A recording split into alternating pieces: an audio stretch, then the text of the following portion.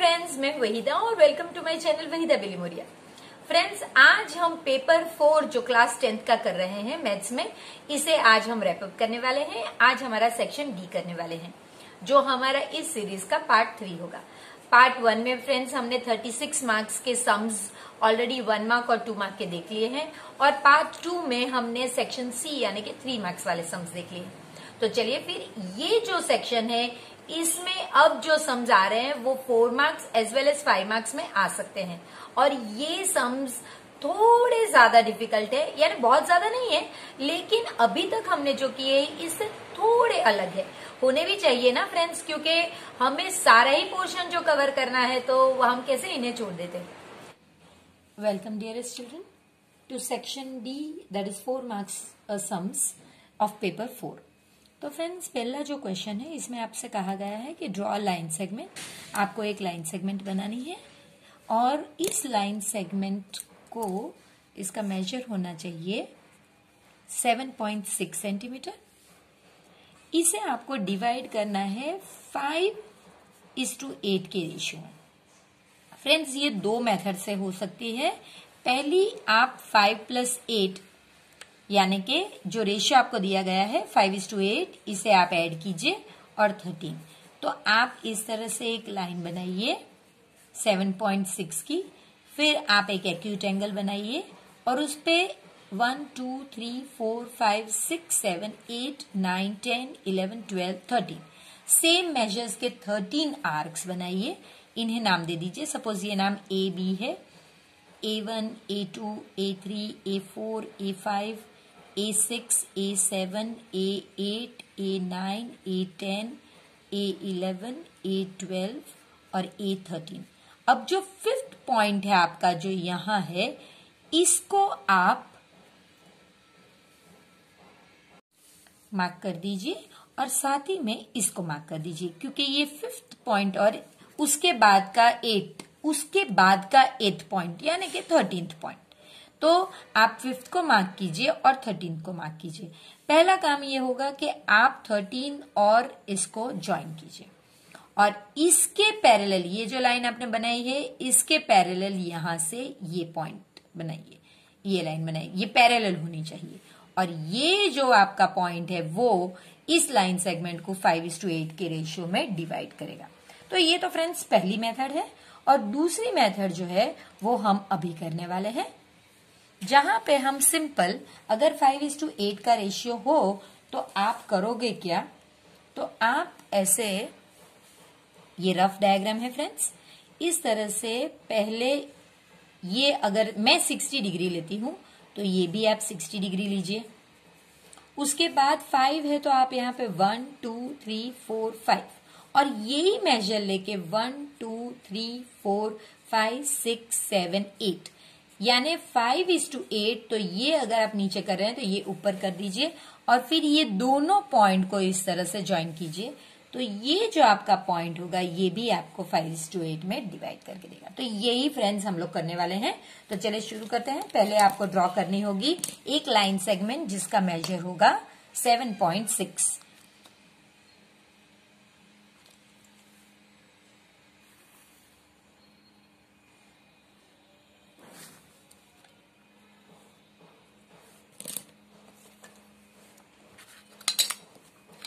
अब आपको 60 डिग्री बनाना है।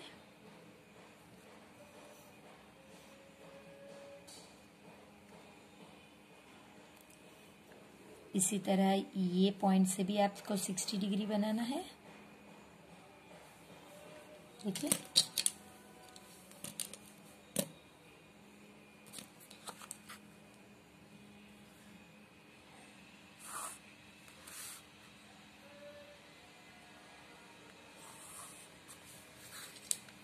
अब आपको 5:8 का रेशियो है, तो यहाँ पे 5 आर्क्स बनाने हैं सेम मेजर के। तो मैं अगर ये मेजर लेती हूँ, थोड़ा ये वाला मेजर,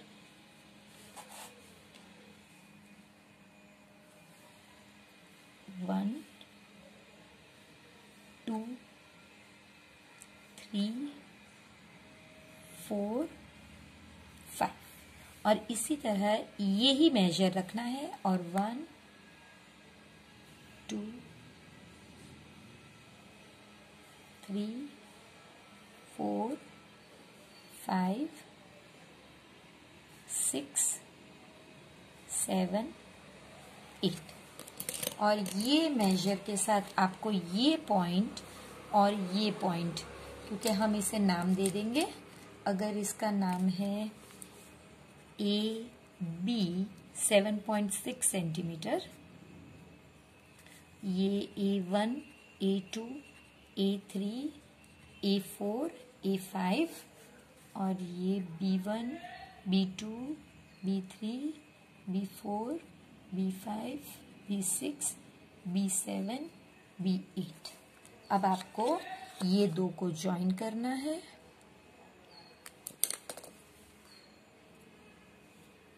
देखिए, और ये जो आपका पॉइंट है ये आपका पॉइंट C हो गया और ये आपको 5:8 का रेशियो में डिवाइड करिए। ये ऊपर 5:8 नहीं लिखना है, ये सिर्फ मैंने आपकी एक्सप्लेनेशन के लिए लिखा हुआ है। तो अब इसके स्टेप्स ऑफ कंस्ट्रक्शन लिखते हैं। तो इस तरह से हमने स्टेप्स ऑफ कंस्ट्रक्शन लिखे हैं कि आपको पहले एक लाइन सेगमेंट ड्रॉ करनी है 7.6 की, फिर आपको A से रे AM ड्रॉ करना है जो 60 डिग्री पर है, B से BN ड्रॉ करना है वो भी 60 डिग्री का आर्क बनाते हुए, और AM पे आपको 5 आर्क्स बनाने हैं इस तरह के ताकि सब सेम हो। इसी तरह BM पे आपको 8 आर्क्स बनाने हैं इस तरह से, और आपको A5 और B8 को ज्वाइन करना है और उसे AB में पॉइंट C में इंटरसेक्ट कराना है। फ्रेंड्स, ये जो सम है, सम नंबर 35, ये आगे के पेपर्स में भी हमने किया हुआ है, लेकिन हम फिर से इसे देखते हैं। सिंपल में अगर आप इसे समझने की कोशिश करें तो ये है कि आपको एक सर्कल ड्रॉ करना है जिसका रेडियस 5 सेंटीमीटर होना चाहिए। इस पे यहाँ पे एक पॉइंट है बाहर, और इस पॉइंट पे ये जो टेंजेंट्स मिलते हैं ये टेंजेंट्स एक दूसरे को 60 डिग्री पे इंक्लाइन होते हैं। आपको ये ड्रॉ करना है। तो फ्रेंड्स, इसमें क्या होता है कि आपको ये सम तरीके भी है और यहाँ पे ये कंस्ट्रक्शन के तरीके पे है। तो फ्रेंड्स, अगर ये 60 है तो इससे तो लेकर हम ड्रॉ नहीं कर पाएंगे, तो आपको पहले ये एक्सप्लेनेशन लिखना होगा, जिससे कि इसमें नाम दीजिए ABCO। इस तरीके से बनाइए, ठीक है। अब आप लिखिए इन ABCO एंगल, ये और ये एंगल दोनों मिला के 180 डिग्री होना चाहिए। ये हमारे पास एक थियरम है। Angle COA plus angle CBA ये मिला के 180 डिग्री होना चाहिए। देयरफॉर ये हमें पता नहीं है, जबकि ये हमारा 60 डिग्री है, तो अगर ये इस साइड पे जाएगा तो एंगल COA आपका 120 डिग्री हो जाएगा।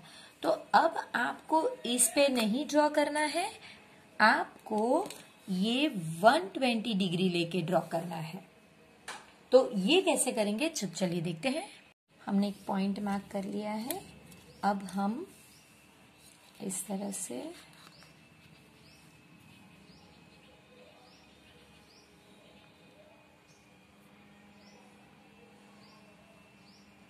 फाइव सेंटीमीटर मार्क करके एक सर्कल ड्रॉ करेंगे। हमने एक सर्कल ड्रॉ कर लिया। अब हम कोई भी आर्बिट्री जगह पर एक इस तरह का एंगल बनाएंगे। सो मेरा एंगल, अगर एक पहली लाइन, ये मेरा रेडियस होगा, ये 5 सेंटीमीटर्स का है, तो यहाँ पे 5 सेंटीमीटर्स में लिख देती हूँ रेडियस। अब इसके बाद फ्रेंड्स, मुझे 120 डिग्री ड्रॉ करना है, तो वो ड्रॉ करने के लिए कोई भी एक मेजर लेना है मुझे, और इस मेजर से यहाँ से एक इस तरह का आर्क बनाना है। फिर ये जो पहला मेरा इंटरसेक्शन होगा ये 60 डिग्री है, वहीं से ये दूसरा मेरा 120 डिग्री का होगा। तो ये पॉइंट के साथ मुझे मेरा इसको पार करना है। तो ये हो गया मेरा 120 डिग्री। अब ये जो 120 डिग्री मेरा हो गया है, इसे मुझे 120 डिग्री लिखना है। अब यहां से और यहां से हम जानते हैं कि जो टेंजेंट्स है वो हमेशा 90 डिग्री पे होते हैं, तो आपको ये दोनों पॉइंट से 90 डिग्री बनानी होंगी। तो देखिए ये पहला पॉइंट है, ये 60 डिग्री, ये 120 डिग्री, और इस तरह से ये वही मेजर है, ये मेरी 90 डिग्री। सेम चीज हम यहां भी करते हैं।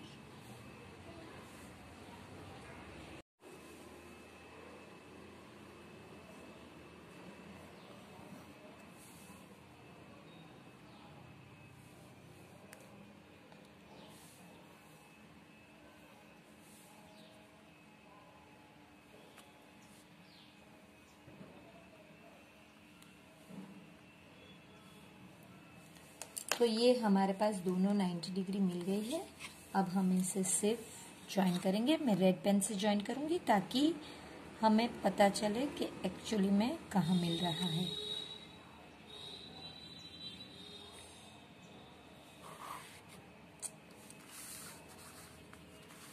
यहाँ से ये दो पॉइंट को ज्वाइन करना है।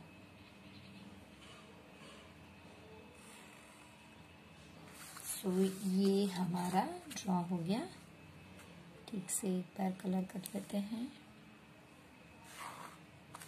तो फ्रेंड्स, ये भले ही हमको ये 60 डिग्री दिया गया था, लेकिन हमें इससे ध्यान रखकर नहीं ड्रॉ करना है। हमें ये कैलकुलेशन बताना होगा।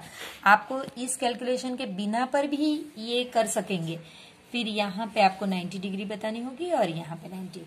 तो फ्रेंड्स, ये है, आप इसका जो है सिर्फ नाम दे दीजिए, जो हमने नाम दिया हुआ है A, B और C। इस तरह से आप रे बना सकते हैं, रे बता सकते हैं। तो अब इसके स्टेप्स ऑफ कंस्ट्रक्शन लिखते हैं। ये कंस्ट्रक्शन के स्टेप है कि पहले आपको एक सर्कल ड्रॉ करनी है, फिर वहां से एक OA नाम का रेडियस ड्रॉ करना है, फिर वहां से 120 डिग्री पे आपको OC नाम का रेडियस ड्रॉ करना है, फिर A से 90 डिग्री लेकर रे AB और C से 90 डिग्री लेकर रे CB, और ये दोनों पॉइंट B में इंटरसेक्ट करने चाहिए। The sum of 2 digit numbers, जो 2 डिजिट नंबर्स होते हैं फ्रेंड्स, वो हमें पता है कि वो किस तरह से होते हैं, 10x + y।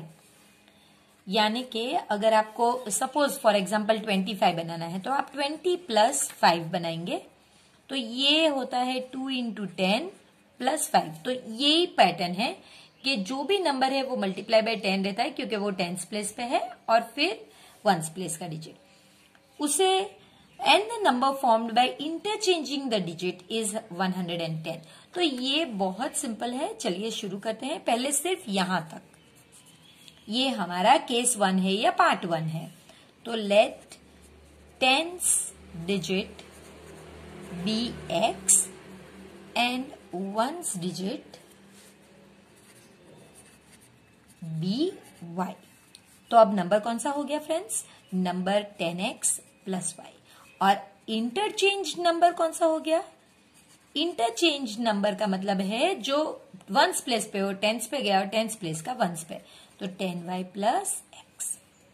तो जो हमारा पहला केस है उसमें इन्होंने कहा है कि the sum of number and its interchanged number is 110, यानी कि 10x + y ये नंबर है, प्लस 10y + x ये इंटरचेंज है। इनको ऐड करें तो हमें 110 मिलना चाहिए। तो इससे पहले हम सॉल्व कर देते हैं। 10x + y + 10y + x = 110, 11x + 11y = 110। अब इसको डिवाइडेड बाय 11 करते हैं तो x + y = 10। ये हमारा पहला इक्वेशन होगा। अब फ्रेंड्स इसके बाद जो सेकंड इक्वेशन बनेगा उसमें हमें वही चीज देखनी है जो, चलिए पहले वो देख लेते हैं कि क्या कहा गया है। सो आपसे कहा गया है if 10 is subtracted from first number, यानी कि इसमें से हमें 10 सब्ट्रैक्ट करना है, तो जो नया नंबर बनेगा वो 4 more than 5 times the sum of the digits. Digits कौन से है फ्रेंड्स? डिजिट तो सिर्फ x और y है, तो उनको 4 टाइम्स आपको करके उसमें आपको 5 टाइम्स करके उसमें आपको 4 ऐड करना है, तो वो आपका सेकंड केस है। तो सेकंड केस के लिए हम कैसे लिखेंगे? 10 is subtracted from first number, तो 10x प्लस y में से आपको 10 सब्ट्रैक्ट करना है। इसमें अगर आप ब्रैकेट भी डालते हैं ये पूरे नंबर के लिए तो भी राइट है, वरना सिर्फ 10 ही करना है तो वो ठीक है। अब ये जो बनता है ये आपका नया नंबर बना है फ्रेंड्स। अच्छा, अब आपसे कहा गया है कि ये न्यू नंबर जो है वो 4 more than 5 times sum of digit. तो देखिए सम ऑफ डिजिट क्या है? x प्लस वाई, उसका 5 टाइम्स यानी 5 इंटू, और उसमें 4 मोर यानी ये। तो ये हमने राइट हैंड साइड, और ये तो हमने ऑलरेडी सॉल्व कर लिया है यहाँ पे। बस अब इसे ही आपको जहां पे एक्सपांड करना है और जैसे सिंप्लीफाई करना है वैसे करेंगे। 5x plus 5y plus 4। अब हम सिर्फ नंबर्स को इस साइड पे और x और y को इस साइड पे। So 10x minus 5x plus y minus 5y is equal to 4 plus 10। So 5x minus 4y is equal to 14। कुछ भी कॉमन नहीं, तो ये हमारा सेकंड इक्वेशन। फ्रेंड्स इसके बाद सबसे सिंपल पार्ट है कि आपको इसे सॉल्व करना है। आप कोई सी भी मेथड यूज कर सकते हैं, एलिमिनेशन की मेथड बहुत इजी होती है, इसलिए अगर वो ले लेंगे तो आपका टाइम थोड़ा बच जाएगा और आप चेक भी कर पाएंगे। सो देखिए, हम अगर इसे एलिमिनेट करना चाहते हैं, या फिर ये बेहतर है कि हम इसे ही एलिमिनेट कर लें, क्योंकि हमारे पास एक पॉजिटिव एक नेगेटिव है, तो इसे मैं 4 से मल्टीप्लाई कर दूंगी। तो ये अब बन जाएगा 4x plus 4y is equal to 40, और ये 5x minus 4y is equal to 14। तो ये तो कैंसिल हो गया। 9x is equal to 54, x is equal to 54 by 9, x is equal to 6। x की वैल्यू तो आपको मिल गई, कितनी इजीली मिल गई। अब इसी बेस पर आपको या तो ये इक्वेशन में आप रख दीजिए, या फिर ये इक्वेशन में x की वैल्यू और सॉल्व कीजिए। मुझे ये इक्वेशन ठीक लगता है, इसलिए मैं हमारी वैल्यू रिप्लेस करूंगी इक्वेशन 1 में। So substituting value of x in 1, x plus y is equal to 10, so 6 plus y is equal to 10, y is equal to 4। ये मुझे मिल गया। लेकिन नंबर यहां पे तो हमें नंबर बनाना है फ्रेंड्स, तो हमारा नंबर कौन सा था? 10x प्लस वाई, यानी कि 10 इंटू 6 प्लस 4, यानी कि 60 प्लस 4 64। तो ये हमारा नंबर था। अगर आपने 64 आंसर नहीं लिखा और सिर्फ x और y कैलकुलेट करके छोड़ दिया तो वो आपके मार्क्स कट जाएंगे फ्रेंड्स। चलिए, यहाँ पे कहा गया है the angle of depression of the top and the bottom of a 8 meter tall building from the top of a multi-story building। Depression word है फ्रेंड्स, यानी कि 2 बिल्डिंग्स है इस तरह से। एक मल्टी स्टोरी बिल्डिंग है जिसकी हाइट हमें पता नहीं, और एक इसी बेस पर एक इस तरह की बिल्डिंग है जिसकी हाइट 8 मीटर है। अब हमें यहाँ पे एक इस तरह से नॉर्मल बनाना होगा। टॉप से इस बिल्डिंग के टॉप पे देखिए, पहले टॉप है और ये रिस्पेक्टिवली है, तो यहां से जो एंगल बनता है इस बिल्डिंग के टॉप से इसका, ये एंगल 30 है। तो आपको यहां पे भी इस तरह से ड्रॉ करना होगा और ये एंगल आपका 30 हो गया। अगर आपने यहां पे इस तरह से ड्रॉ किया, यानी ये मेजर आपका 8 मीटर हो गया। अब फिर बॉटम के लिए हमारे पास 45 डिग्री है, तो यहां के टॉप से यहां के बॉटम पे आप देखेंगे तो ये पूरा एंगल 45 डिग्री है, और यहाँ आपका ऑल्टरनेट एंगल इसका ये है, तो ये 45 डिग्री है। तो फ्रेंड्स, अब आपको ये पता नहीं, तो सपोज इतना भाग आपको पता है बिल्डिंग का, आपको ये बिल्डिंग का हाइट ढूंढनी है और उसके साथ साथ आपको ये दो बिल्डिंग के बीच का डिस्टेंस भी ढूंढना है। तो फ्रेंड्स, हाइट में इसमें क्या है, इतना तो आपको पता चल गया 8। अब ये सपोज आप x ले लीजिए और आगे अब आपके पास दो ट्रायंगल्स भी हो गए हैं, तो पहले इन दो ट्रायंगल्स को सेपरेट कीजिए और फिर देखिए कि इनमें कॉमन क्या है और कैसे आप ढूंढ पाओगे। तो चलिए हम पहले इसे दो ट्रायंगल्स में डिवाइड करते हैं, इसे नाम दे देते हैं ए बी, यहां पे अगर हम सी देते हैं और ये डी तो ये ई। तो पहला ट्रायंगल हमारा ई ए डी है जिसमें यहां पे 90 डिग्री है, तो आप उसे ड्रॉ कर लीजिए। ये ड्रॉ करना फ्रेंड्स आपके लिए जरूरी नहीं, लेकिन अगर आप ड्रॉ करोगे तो ये बहुत हेल्पफुल रहेगा। तो ये आपका 30 डिग्री है।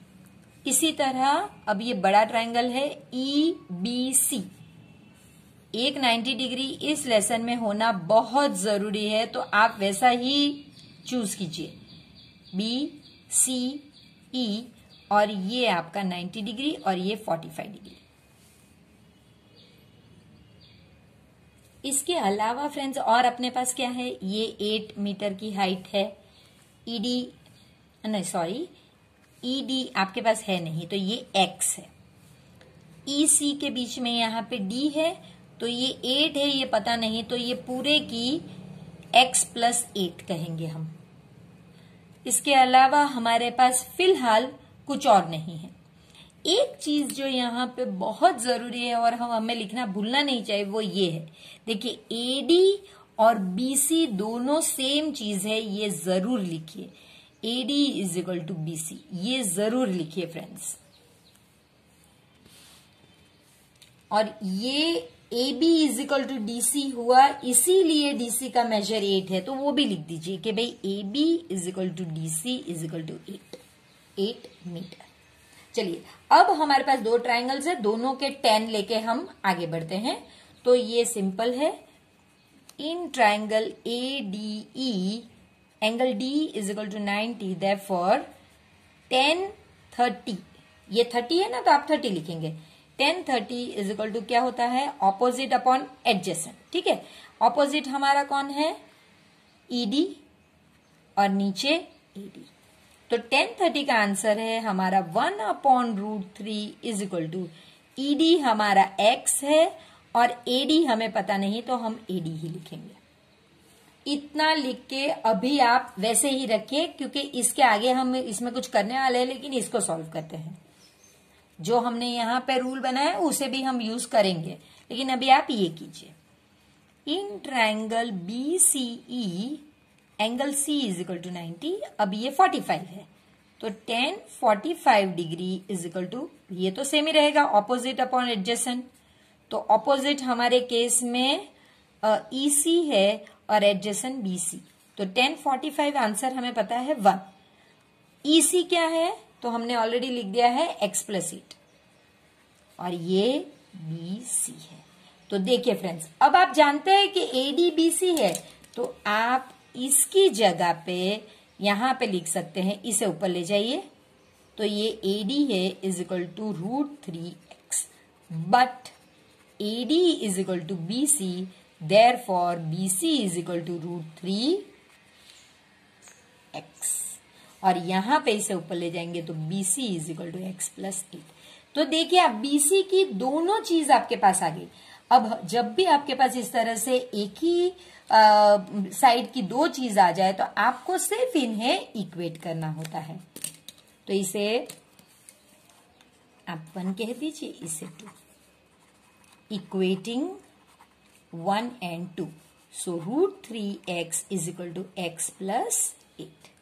अब आप क्या करोगे, तो x वालों को एक साइड पर ले लीजिए, √3x - x = 8। अब इसमें से x कॉमन, तो √3 - 1 = 8, तो आपको तो x की वैल्यू चाहिए ना, तो x इज इक्वल टू 8/√3-1। अब कभी भी इस तरह से नीचे रूट के नंबर नहीं होते तो आपको इसे रैशनलाइज करना पड़ेगा।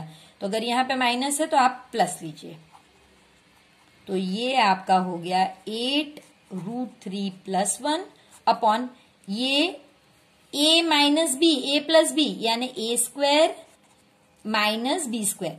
सो 8√3+1 और यहाँ पे 3 - 1 यानी कि 2 1 जा और 2 4 जा, तो 4√3+1। ये आप सिर्फ x की वैल्यू है, तो x की वैल्यू अभी आपको मिली है, लेकिन आप देख सकते हैं कि x जो है ये हाइट नहीं है, हाइट तो x के साथ आपको ये भी ऐड करना पड़ेगा, तो x + 8 होगा। तो वही आपको लिखना है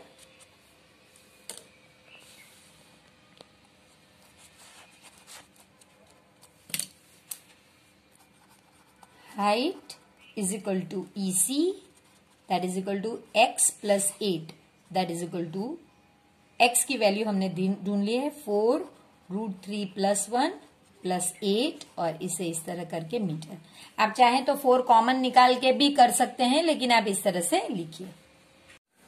अब जो लास्ट क्वेश्चन है उसमें कहा गया है डिस्टेंस। देखिए ये डिस्टेंस के बारे में भी पूछा गया है, यानी कि BC के बारे में पूछा गया है। डिस्टेंस बिटवीन द बिल्डिंग जो है वो BC है। तो फ्रेंड्स हमारे पास तो ऑलरेडी BC का इक्वेशन है, तो distance between building is equal to BC that is equal to x + 8 यानी कि x हमारा है 4√3+1 + 8 और यहां पे मीटर लिखना कंपलसरी है। तो अगर इसका आंसर हाइट का और डिस्टेंस का सेम आता है तो कोई प्रॉब्लम नहीं, वो आ सकता है।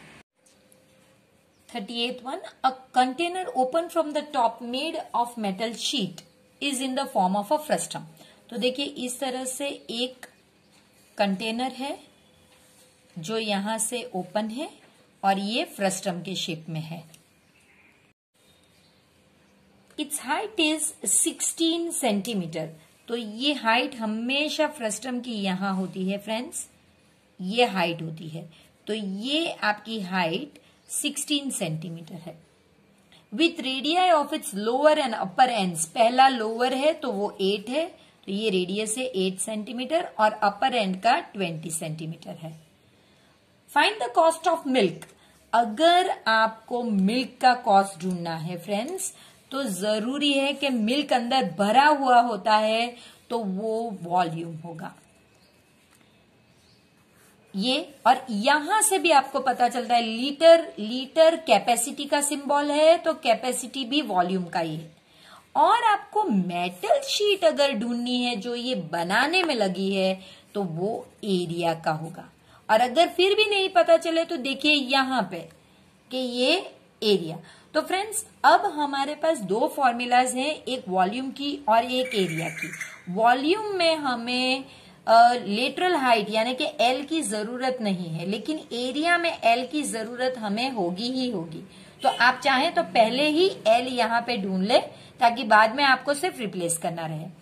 तो आप L बहुत आसानी से ढूंढ सकते हैं। L इज इक्वल टू, अगर ये फ्रस्टम है तो फॉर्मूला है h² प्लस 2r है तो r2 माइनस r1²। R2 आप देखिए ये पहले लेंगे कि ये पहले लेंगे कोई फर्क नहीं पड़ेगा क्योंकि उसका स्क्वायर तो पॉजिटिव ही होने वाला है।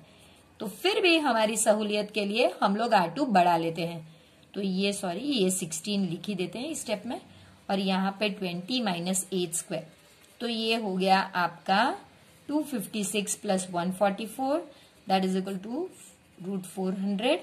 तो ये हो गया, आपको पता है 20 का स्क्वायर है तो 20, और क्योंकि ये सब सेंटीमीटर में है तो ये सेंटीमीटर, तो L आपको मिल गया। अब हम एक साइड पे वॉल्यूम ढूंढेंगे और दूसरी साइड पे एरिया ढूंढेंगे। वॉल्यूम मिल्क भरने का है और फिर इसके अंदर जो मिल्क भरेंगे फ्रेंड्स वो भी लिख लेते हैं, उसका रेट क्या है। तो जो मिल्क है वो 20 रुपीज पर लीटर है, जबकि ये शीट जो है वो मैं देखिए बाहर तक ही एरो है, यानी कि एरिया की बात है, तो इसका जो रेट है वो ₹8 पर 100 सेंटीमीटर स्क्वायर है। यहां एरिया और ये वॉल्यूम। तो चलिए पहले वॉल्यूम ही सॉल्व करेंगे। वॉल्यूम ऑफ फ्रस्ट्रम यानी कि कैपेसिटी ऑफ मिल्क। तो फ्रस्ट्रम का वॉल्यूम तो फॉर्मूला फ्रेंड्स आपको पता ही है, क्योंकि कोन है तो कोन वाला ही फॉर्मूला होगा, लेकिन 2 R है, R1 square R2 square plus R1 R2 H upon 3। तो ये हो गया आपका पाई को 314, ये आप अभी भी रिप्लेस करते हैं या फिर एंड में भी कर सकते हैं, तो बार बार कैलकुलेट ना करना पड़े तो मैं एंड में करती हूं।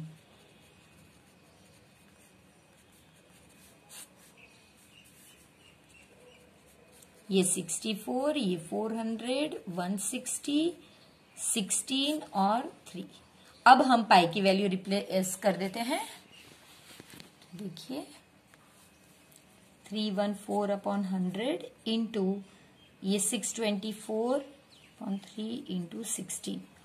आप चाहें तो ये कर सकते हैं 3 1 जा 3 2 जा 0 8 जा, और इसके बाद कैंसिलेशन पॉसिबल नहीं है, तो ये हो गया 1044992 अपॉन 100, यानी कि 10449.92 सेंटीमीटर क्यूब। मैं फिर से आपसे कह रही हूँ फ्रेंड्स, हमारा टाइम वेस्ट ना हो, इससे जो बड़े कैलकुलेशन है वो मैंने पहले ही करके रखे, ये छोटे तो आप कभी भी कर सकते हैं। अब क्योंकि ये सेंटीमीटर क्यूब है, जबकि रेट आपको लीटर में दिया गया है, तो आपको कन्वर्जन करना पड़ेगा, और वो तो सिंपल है। तो देखिए 1 liter is equal to 1000 centimeter cube. So 10449.92 centimeter cube is equal to how much? Divide करना है 10449.92 by 1000. तो ये और 3 points shift हो गया. So 10.449 यानी 45 liters. ये आपका पहला क्वेश्चन है। अब इसका कॉस्ट आपको ढूंढना बाकी है। सिर्फ कितना दूध है, अब वो उसका कॉस्ट क्या है वो हम फिल करने का कैलकुलेट करेंगे। तो आप लिख सकते हैं cost of milk 1 liter is equal to ₹20। Therefore 10.45 liter is equal to how much? 10.45 into 20, ये हो गया आपका ₹209। प्लीज मैं आपसे बार बार कहती हूं, आंसर्स को हमेशा आप इस तरह से बॉक्सेस में ही रखें, तभी पता चलेगा। अब हम एरिया बनाएंगे। सो एरिया ऑफ शीट, यानी कि जो शीट से ये कंटेनर बना है वो, तो फॉर्मूला हमें पता है वो क्या होगा फ्रेंड्स। इसमें सिर्फ एक बात का ध्यान रखना है कि यहां पे फ्रस्ट्रम का CSA तो होगा, कर्व्ड पार्ट, साथ में ये बॉटम भी है, क्योंकि ओपन सिर्फ एक जगह से है, ये कंटेनर नीचे से बंद होना चाहिए तभी तो मिल्क रहेगा। तो CSA फ्रस्ट्रम का प्लस एरिया ऑफ सर्कल, वो सर्कल है,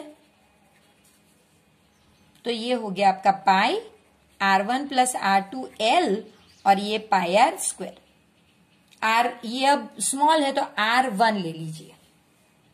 चलिए अब ये सिंपल है फ्रेंड्स, आप चाहें तो ये दोनों में से पाई को कॉमन निकाल सकते हैं। तो पाई आपने अगर कॉमन निकाल ली तो अब आपका रह गया R1 plus R2 into L plus R1 square. चलिए वैल्यूज रिप्लेस करते हैं। 314 अपॉन 100, 8 प्लस 20 इंटू 20, ये हमने 20 ढूंढ लिया है, और ये 8 का स्क्वायर। 314 अपॉन 100, ये 28 इंटू 20 तो हो गया 560, और ये 64, सो 560 प्लस 64, सो 314 अपॉन 100, और ये हो गया 624। अब ये कैलकुलेशन मैंने ऑलरेडी करके रखा है, ये आंसर आपका आएगा 195,936 बाई 100, यानी कि 1959.36, और ये सेंटीमीटर स्क्वायर होगा, क्योंकि एरिया है तो स्क्वायर लिखेंगे। अब आपको मेटल की शीट का रेट, तो rate of metal sheet, normally इसमें अगर 1 रहता है तो सिर्फ मल्टीप्लाई होता है, लेकिन यहां पे 100 centimetre square is equal to ₹8। So 1959.36 centimetre square is equal to how much? ये दो मल्टीप्लाई होंगे, 1959.36 इंटू 8, जबकि ये आपका डिवीजन में जाएगा, यानी 2 और डिजिट लेफ्ट में जाएगा। सो ₹156.75।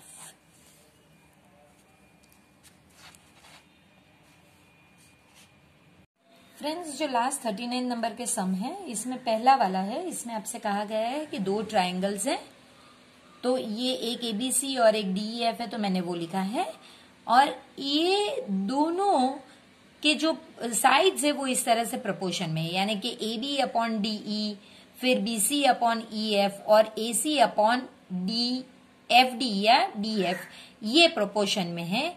तो आपको अब प्रूव करना है कि ये इनके जो एंगल्स हैं वो एंगल्स भी इक्वल हैं और इससे वो सिमिलर हैं।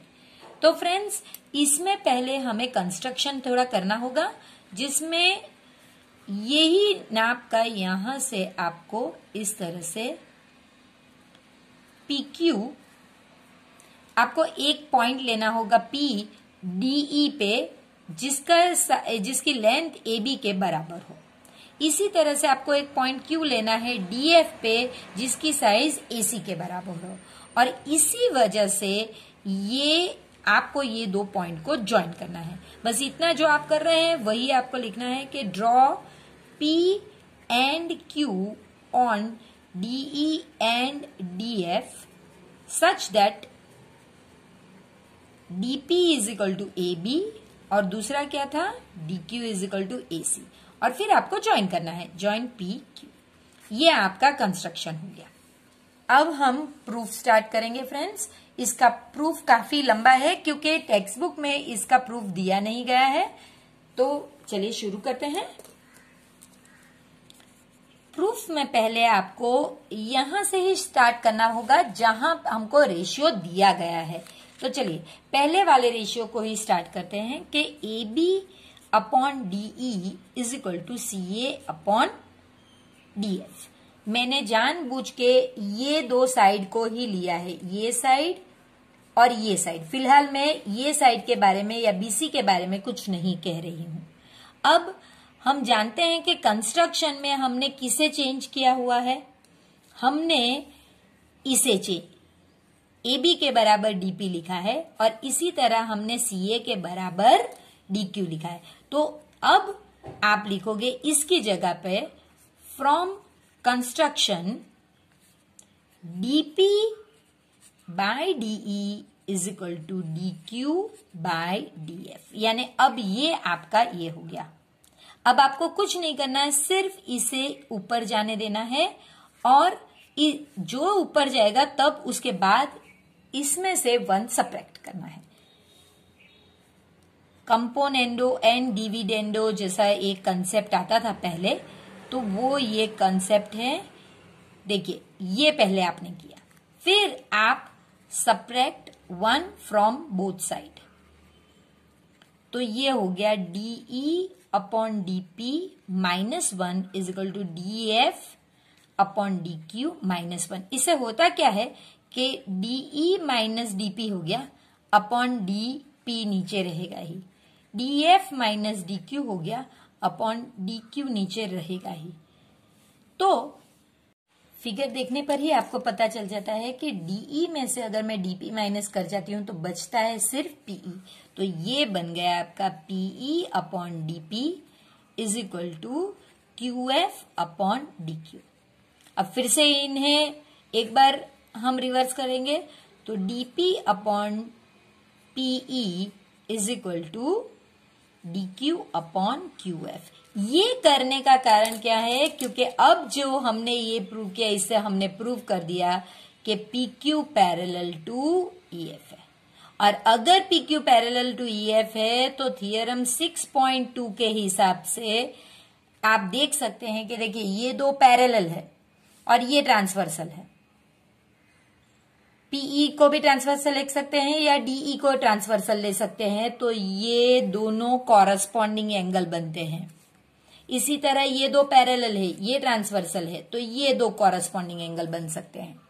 फ्रेंड्स यही आपको लिखना है कि कॉरस्पॉन्डिंग एंगल बन गए ये, तो दो इक्वल एंगल्स हमारे पास आ गए। तो इससे हम दो ट्राइंगल जो है DPQ और DEF को सिमिलर प्रूव कर देंगे। ये दो ट्राइंगल को सिमिलर प्रूव कर देंगे हम। तो चलिए इसके बाद हम जो लिखेंगे वो है PQ is parallel to EF and PE is transversal. Therefore, angle P is equal to angle E. ये corresponding angles हुआ। इसी तरह PQ is parallel to EF and QF अब ट्रांसवर्सल है, तो angle Q is equal to angle F, ये भी corresponding angle. तो फ्रेंड्स हमारे पास इंपॉर्टेंट रिजल्ट्स जो आए हैं वो हम मार्क कर देते हैं। ये पहला रिजल्ट जो हमारे लिए बहुत जरूरी था, ये इसके बाद ये वाला रिजल्ट हमारे लिए बहुत जरूरी था, इसे हम 2 नंबर देंगे और ये हम 3 देंगे। इन्हीं का यूज करके हम आगे यूज करेंगे। देयरफॉर ट्राइंगल DEF, सॉरी पहले हम बड़े P वाला लिखेंगे। Triangle DPQ is similar to triangle DEF। कैसे? ये दो एंगल हो गए तो AA सिमिलैरिटी, ये आप लिख सकते हैं। AA सिमिलैरिटी से दोनों इक्वल हो गए।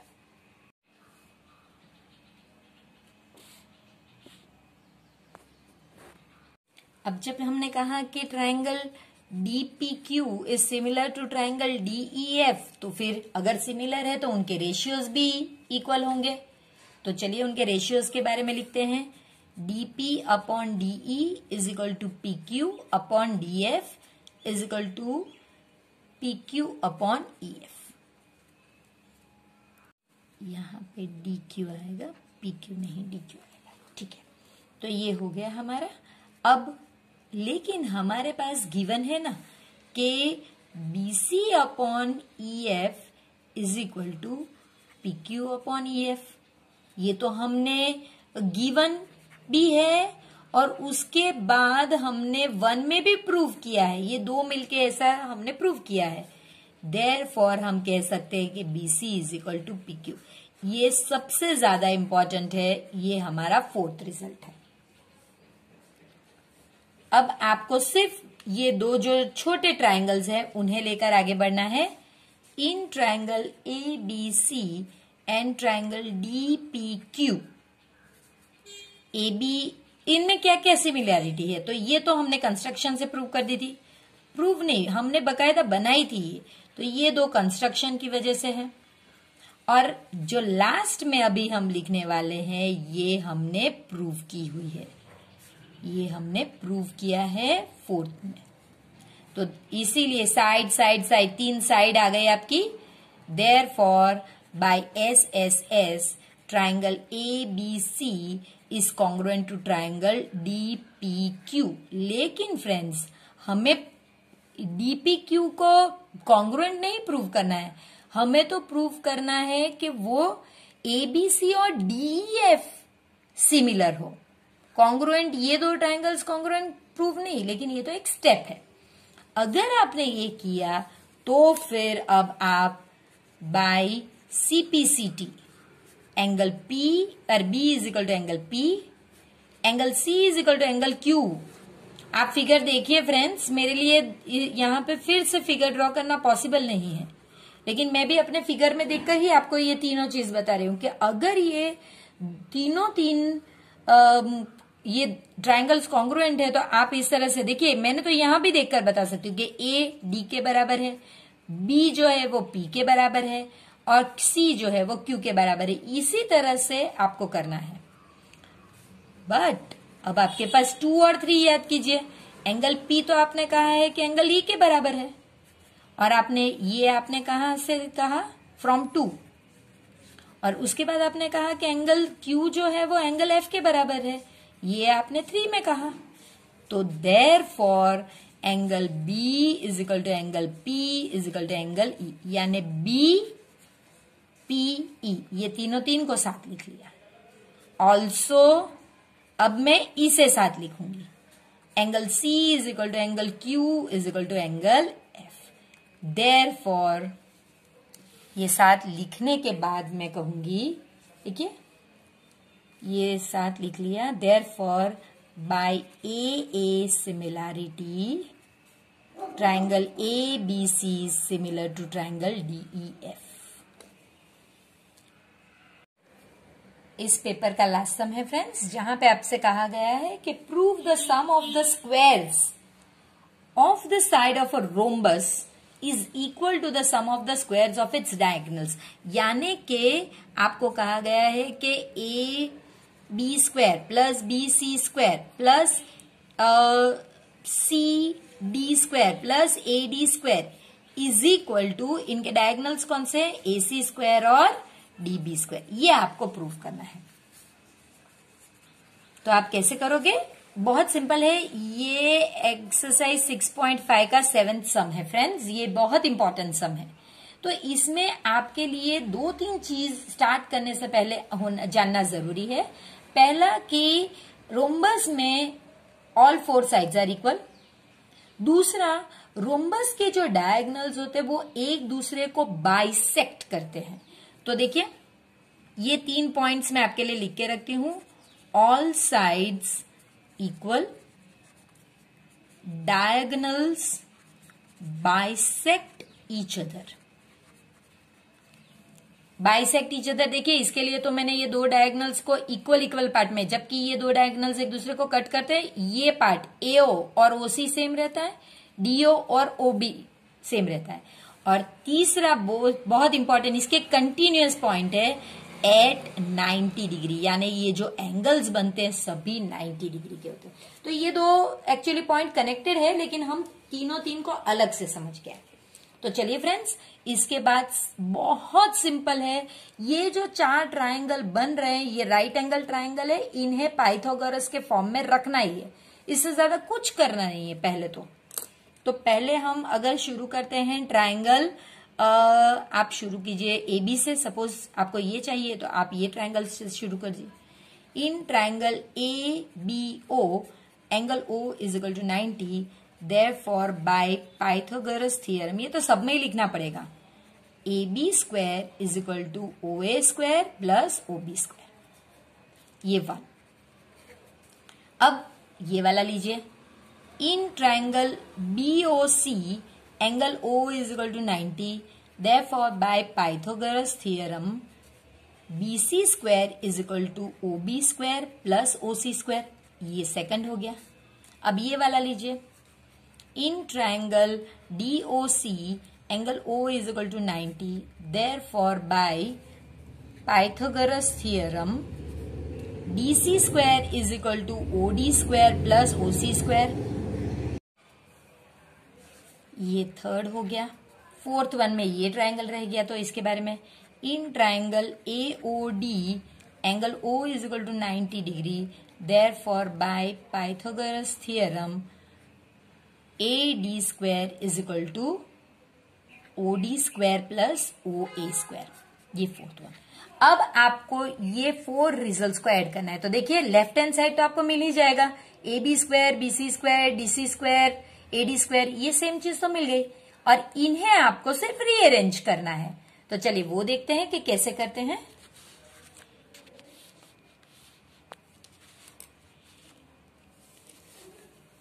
Adding 1, 2, 3 and 4, AB square plus BC square plus CD square plus AD square is equal to OA square plus OB square plus OB square plus OC square plus OC square plus OD square plus OD square plus OA square. अब आप देख सकते हैं कि सारी चीज 2 बार है, तो 2 बार OA, 2 बार OB स्क्वायर, 2 बार OC स्क्वायर और 2 बार OD स्क्वायर। तो 2 कॉमन निकाल लीजिए, और इसके बाद OA square plus OB square plus OC square plus OD square. अब हम वो रूल यूज करने वाले हैं जहां पे हम कहते हैं कि डायगोनल्स बाइसेक्ट ईच अदर। तो इसका मतलब OA is equal to OC और OB is equal to OD। तो अब हम ये दो को मिटा देंगे और इनकी जगह पे ये लिख लेंगे। सो 2OA square plus OB square plus OA square plus OB square. तो फिर से 2 बार आ गए तो 2OA square plus 2OB square. अब इन्हें अगर हम चाहें तो हम इन्हें बाहर अभी ही निकाल सकते हैं। तो 2 कॉमन आया तो 2 पहले से था, सो OA square plus OB square. अब हम ये भी कह सकते हैं कि OA is half of AC, इसी तरह OB is half of DB। ये रूल का यूज कर सकते हैं कि भाई OA जो है, देखिए यहां पे आप फिगर में देख सकते हैं कि जो OA है ये AC का आधा है और इसी तरह जो OB है ये DB का आधा है। तो इसी का यूज करके अगर हम आगे बढ़ते हैं तो इसकी जगह पे अब हम ये यूज करेंगे। सो 4 into half of AC square plus half of DB square, ये हो जाएगा आपका 4 AC square upon 4 plus DB square upon 4। अब 1/4 कॉमन निकाल देते हैं। सो 4 और ये 1/4 कॉमन यानी नीचे 4 AC square plus DB square.